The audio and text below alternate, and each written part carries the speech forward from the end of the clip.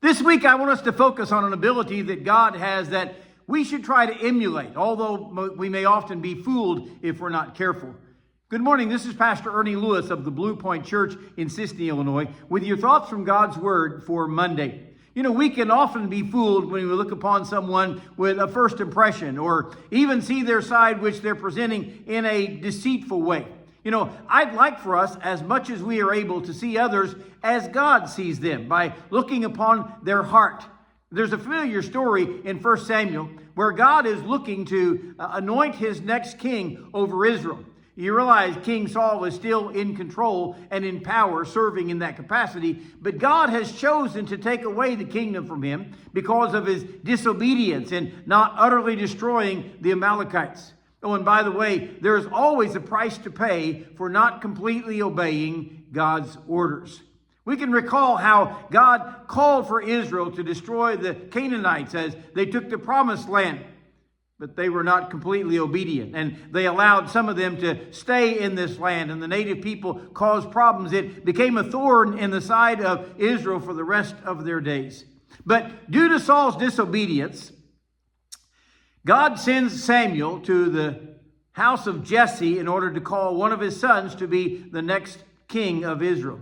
Jesse brings in his sons and parades them before Samuel. And of course, Samuel is ready to take them at face value and only sees their stature or maybe the strength that he is choosing in a king for his people.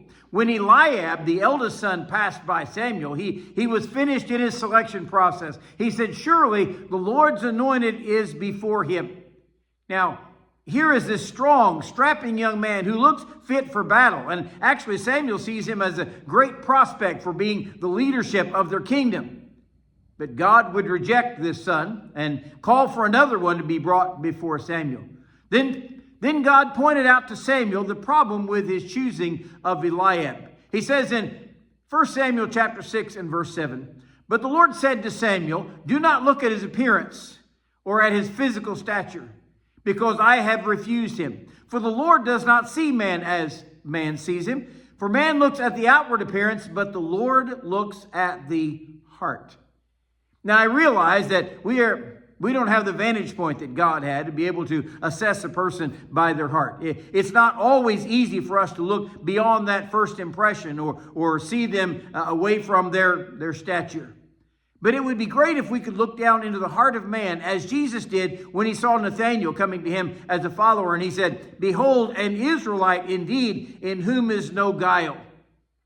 Even though we cannot see into their heart, we should be able to see past their exterior sometimes. I mean, we may be fooled by that dressed up, cleaned up individual who actually has a black, cold heart inside.